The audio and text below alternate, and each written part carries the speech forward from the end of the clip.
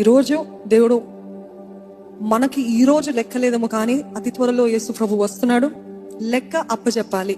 నేను నీకు ఇచ్చిన సమయము, నేను నీకు ఇచ్చిన ఉద్యోగము, నేను నిన్ను నాటిన స్థలము, నేను నీకు ఇచ్చిన కుటుంబము ఏం చేస్తావు అని అడుగుతాడు. డబ్బులు మాత్రమే సంపాదించానని కాదు. నేను సుఖంగా ఉన్నానంటే చాలదండి. ఈరోజు సర్వలోకానికి వెళ్ళి సర్వ సృష్టికి సువార్తను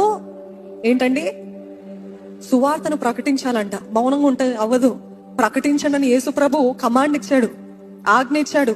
రక్షించబడిన, బాప్తిస్మము పొందిన, పరిశుద్ధాత్మ చేత బాప్తిస్మము పొందిన ప్రతి ఒక్కరికి ద గ్రేటెస్ట్ కమిషన్ సర్వలోకానికి వెళ్ళి సర్వ సృష్టికి సువార్తను ప్రకటించండి. భయం ఉందా? భీతి ఉందా?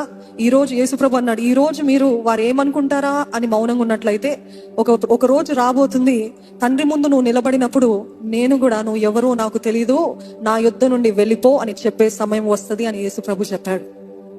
దయచేసి జ్ఞాపకం చేసుకోండి. దేవా, తిరిగి తనపు ఆత్మ నాలో నుండి తీసివేసి సిగ్గు, మొహమాటము, ఇన్సెక్యూరిటీ, ఇంట్రోవర్ట్ అనే ఈ పదాలు నాలో నుండి తీసివేసి నీ కొరకు ధైర్యముగా నన్ను నిలబెట్టు ప్రభువా. Amen, amen, amen.